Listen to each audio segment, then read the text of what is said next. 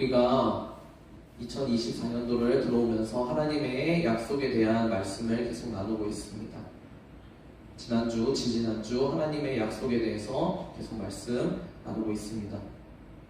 네, 말씀을 듣다 보면 그럼 도대체 하나님의 약속이 무엇이냐?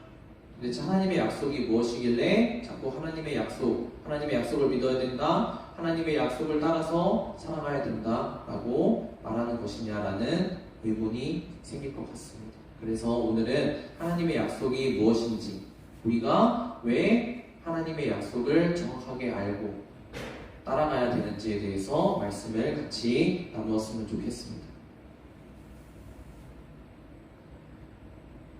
우리가 하나님의 약속을 정확하게 알아야 하는 이유가 있습니다. 왜냐하면 우리는 하나님의 약속을 정확하게 알지 못하고 오해하기가 쉽기 때문입니다. 정확한 하나님의 약속을 우리가 알고 그 약속을 믿고 그 약속의 결과를 받아서 풍성한 삶을 누릴 수 있도록 하나님께서는 다 준비를 해 놓으셨는데도 불구하고 우리는 하나님의 약속을 잘못된 것으로 받아들입니다. 한마디로 하나님의 약속을 오해합니다. 무엇으로 오해할까요? 우리가 생각하고 싶은 대로 하나님의 약속을 생각합니다. 하나님께서 말씀하신 그 하나님의 약속과는 상관없이 우리가 하나님께 원하는 것을 하나님의 약속이라고 착각하고, 그렇기 때문에 우리가 하나님의 약속이라고 잘못 오해하는 것이기 때문에 그 약속이 이루어지지 않는데, 마치 우리가 오해한 것을 가지고 왜 하나님의 약속은 이루어지지 않을까? 왜 하나님의 말씀은 나에게 상관이 없을까? 라는 오해를 가지고 살아가게 됩니다. 그렇다면 우리는 하나님의 약속을 어떻게 오해할까요? 많은 하나님을 믿는다고 하는 사람들, 그리고 교회를 다닌다고 하는 사람들, 그리고 하나님의 약속에 대해서 알고 믿고 따라간다고 하는 사람들이 많이 빠지는 오해가 있습니다. 무엇이냐면 하나님의 약속, 하나님을 믿는 것, 하나님의 말씀을 따라가는 삶에 대해서 마치 내 삶에 있어 보험 장치와 같이 생각을 합니다. 내가 지금 나의 주어진 삶을 내가 열심히 살아가면 내가 다 할 수 있는데, 하나님의 약속이 필요한 이유가 왜 필요하냐? 내가 혹시나 잘못되었을 경우에, 내가 혹시나 도움이 필요할 경우에, 내가 혹시나 내가 생각한 대로 잘 되어지지 않고 잠깐 삐끗할 때에 하나님의 약속이, 하나님을 믿는 것이 나를 도와주겠지, 내 삶이 망하지 않도록 보험 장치가 되어주겠지 라는 생각으로 하나님의 약속을 오해합니다. 하나님을 믿는 것 자체를 이렇게 오해합니다. 무엇이라고요? 나는 하나님이 필요합니다. 어느 정도로? 내가 다 할 수 있지만 혹시라도 잘못되었을 때, 혹시라도 나에게 도움이 필요할 때에 하나님을 믿지 않는 것보다는 도움이 되지 않을까? 하나님의 약속이 없는 것보다는 나에게 도움이 되지 않을까? 하나님의 말씀을 따라가는 삶을 내가 조금이라도 살면 나에게 그것이 누적되어서 어떤 복으로 돌아오지 않을까? 라는 이 정도의 생각으로 하나님의 약속을 오해합니다. 그렇기 때문에 하나님의 약속을 실제적인 우리의 삶 가운데서 누리지 못하게 됩니다.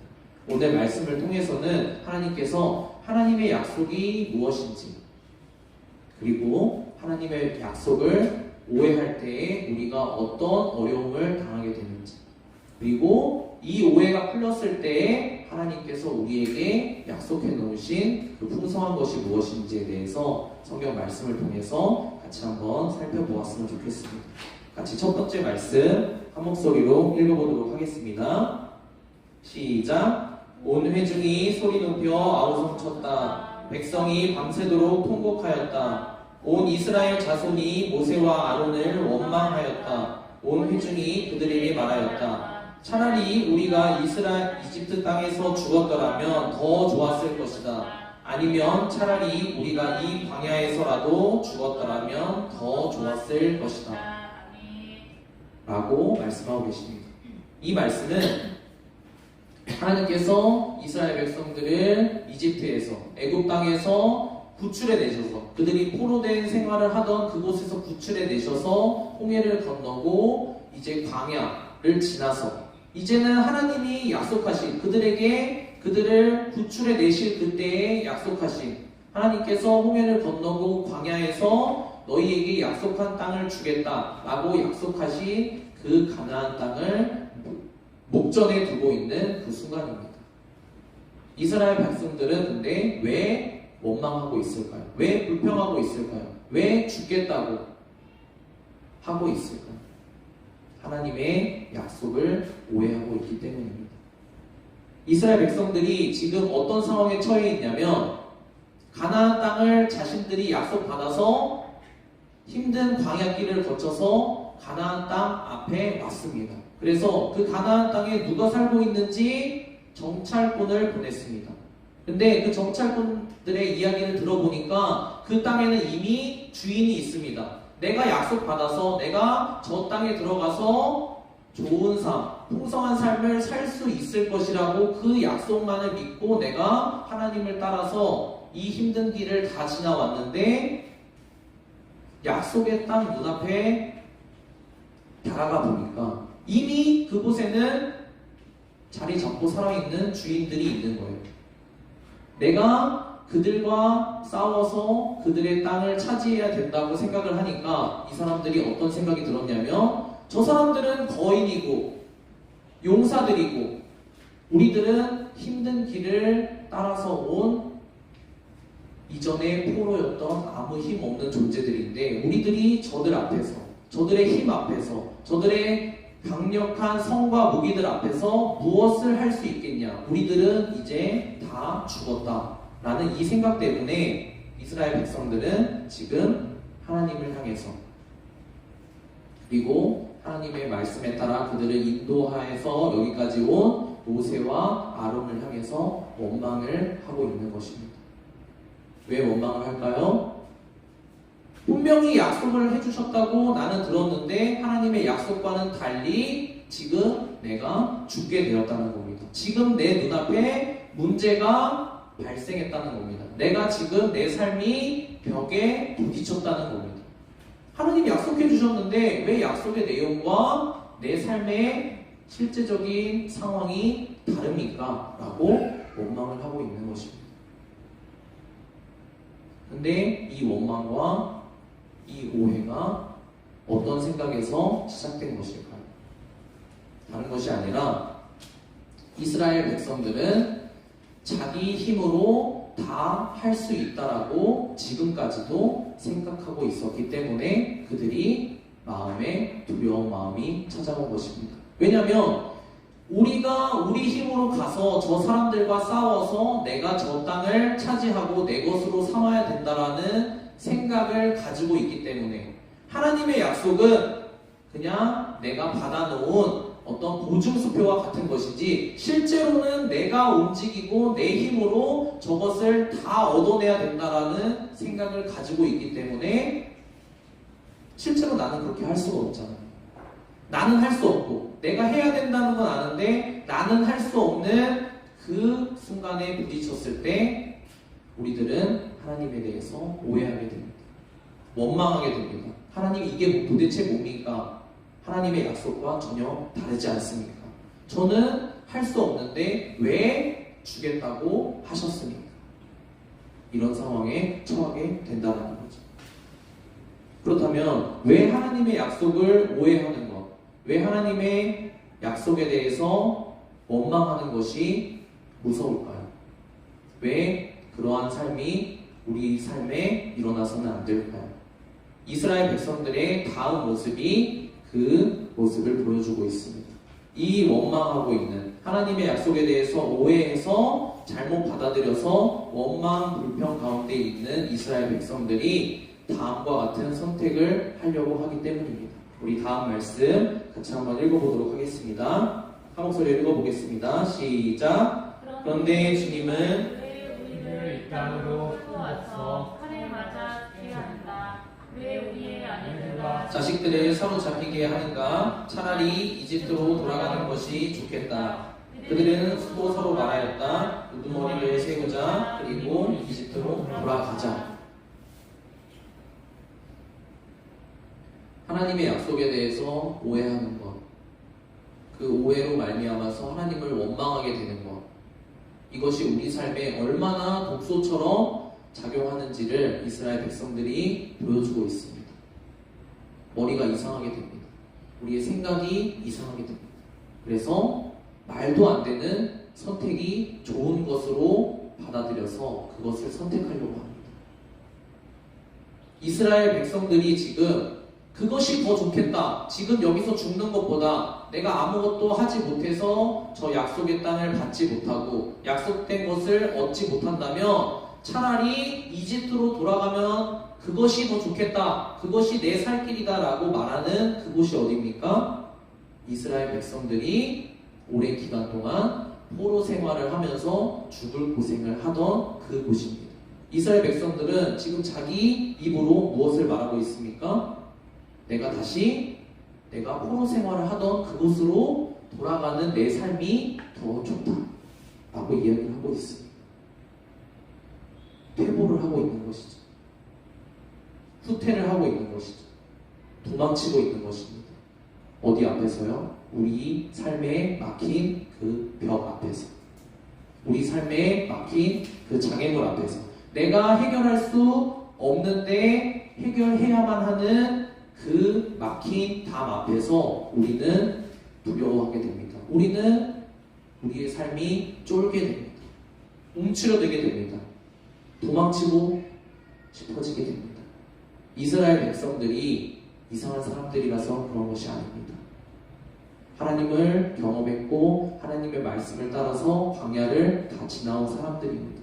그럼에도 불구하고 내가 내 힘으로 해결해야 되는데 나는 할 수 없는 그 막다른 길에 부딪혔을 때 이 사람들은 하나님의 약속을 정확하게 알지 못하는 그때에 돌아가자는 잘못된 선택을 할 수밖에 없게 됩니다. 그렇다면 하나님께서는 이런 이스라엘 백성들의 모습을 통해서 우리를, 지금 이 삶을 살아가고 있는 우리들에게 무엇을 말씀해 주고 싶으실까요? 바로 하나님의 약속을, 하나님을 믿는 그 믿음의 삶을 오해하지 말고 정확하게 알고 따라오라고 말씀하고 계십니다.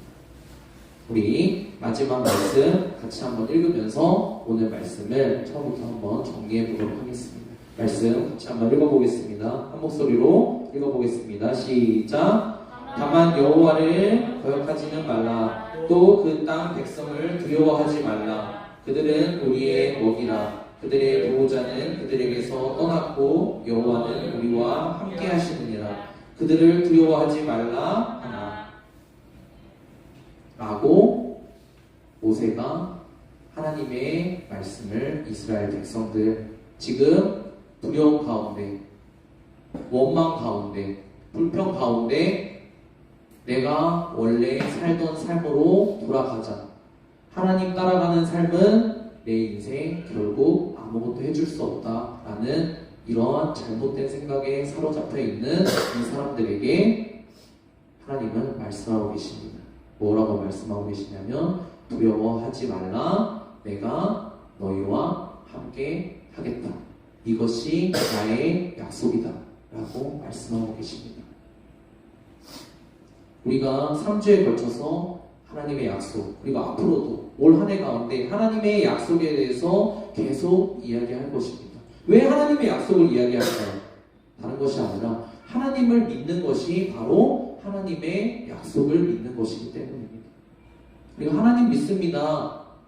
저 기독교 다니고 교회 다니고 하나님 믿습니다. 예수님 믿습니다. 라는 이 말이 다른 것이 아니고 그냥 추상적으로 하나님 믿습니다. 사랑합니다. 그런 추상적인 말이 아니라 구체적으로 무엇을 믿는 것이냐? 다른 것이 아니라 약속되어져 있는 하나님의 약속을 믿는 것입니다. 약속 그 자체가 하나님의 말씀이기 때문입니다. 그렇기 때문에 하나님은 하나님이 약속하신 바를 반드시 지키시고 우리 삶에 이루어 주시는 분이시기 때문에 우리가 하나님의 약속을 그 내용을 알고 따라가는 것은 매우 중요합니다. 우리가 하나님의 약속을 오해한다라고 했습니다. 무엇이라고 오해한다라고 했죠? 내가 내 삶을 다 살 수 있는데 공부도 내가 열심히 하면 할 수 있고 취업도 내가 열심히 하면 할 수 있고 결혼도 내가 열심히 하면 할 수 있고 아이도 양육도 내가 열심히 하면 다 할 수 있는데 내가 내 힘으로 열심히 살아가면 다른 사람들이 사는 것처럼 다 열심히 살면서 결과를 낼 수 있는데 혹시 문제가 생긴다면 하나님이 도와주지 않을까? 라고 우리는 오해한다라고 했습니다. 하나님의 약속을 이렇게 말로는 겉으로는 그렇게 표현하지 않지만 우리 마음속 깊은 곳으로 어떻게 생각하냐면 하나님을 믿는다는 것 자체를 하나님이 내 인생의 보험이 되어주지 않을까. 우리 보험 언제 듭니까? 매달 보험비를 내죠. 여러분들은 내지 않지만 부모님들이 냅니다. 왜 낼까요? 무슨 문제가 생겼을 때 내가 도움 받으려고. 근데 하나님 믿는 것 자체를 하나님이 약속하신 것을 우리가 대하는 태도 그 자체가 그런 보험 장치처럼 생각한다는 겁니다. 내가 다 할 수 있는데 그렇지 못한 경우가 발생할 때에 내가 조금 유익을 볼 수 있지 않을까. 이런 부적처럼 보험 장치처럼 어떤 도움처럼 나를 좀 보조해주는 그런 것으로 하나님을 생각합니다.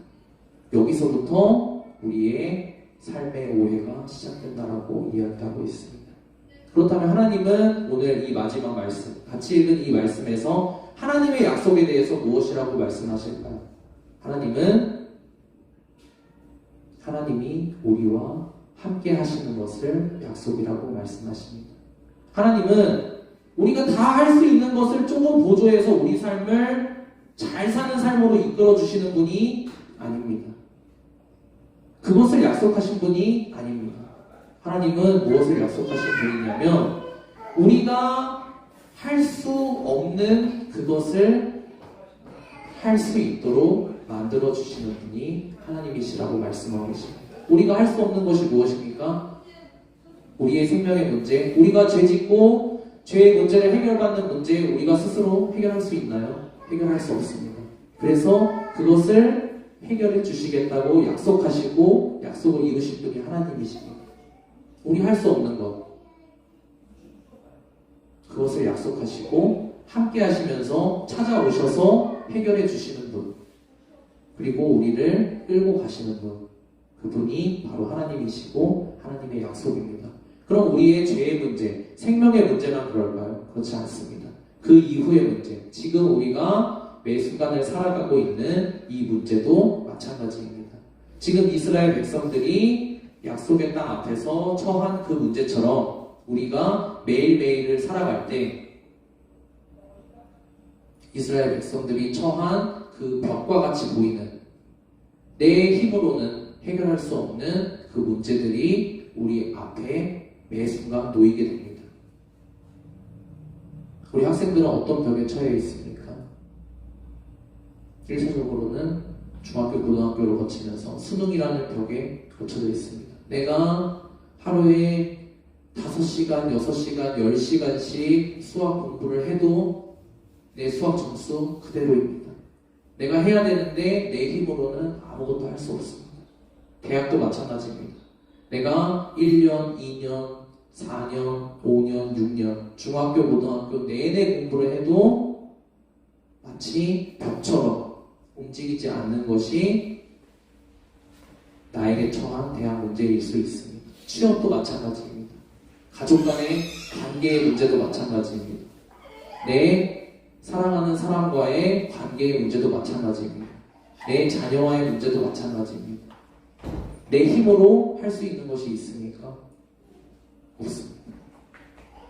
그럴 때 우리는 여전히 내가 할 수 있다라고 생각을 하고 그 문제를 받아들이면 하나님을 원망하게 됩니다. 하나님, 도대체 왜 이곳까지 저를 끌고 오셨습니까? 여전히 제가 제 인생의 문제 아무것도 해결할 수 없지 않습니까? 왜 이런 오해가 생긴다고요? 다시 한번 강조하지만 내가 내 힘으로 할 수 있다라고 아직도 생각하고 있기 때문입니다. 근데 하나님의 약속은 무엇입니까? 내가 아무것도 할 수 없구나. 내 문제 앞에서.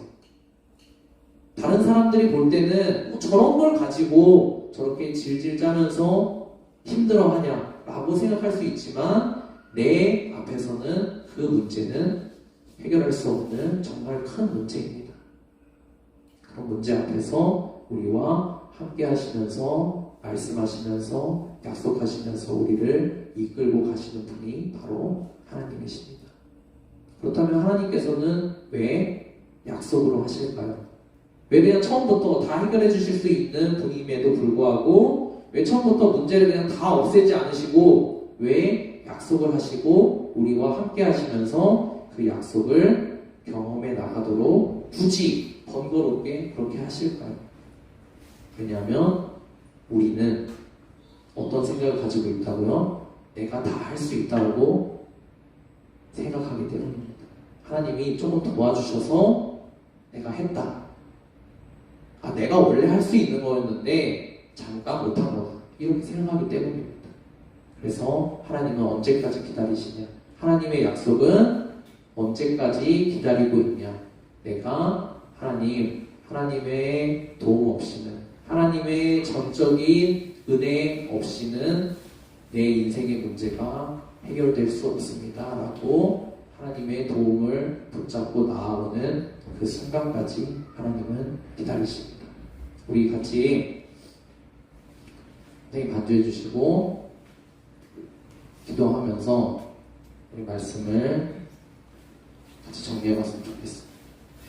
오늘 하나님의 약속에 대해서 오해하지 말아야 된다는 말씀을 나누었습니다. 우리가 저는 그렇지 않습니다 라고 생각하지만 전도사님도 마찬가지예요. 우리는 저는 하나님의 도움 없이는 이 문제 해결할 수 없습니다. 하나님 도와주세요 라고 생각하지만 정말 우리 마음속 깊은 곳에는 어떤 문제가 있냐?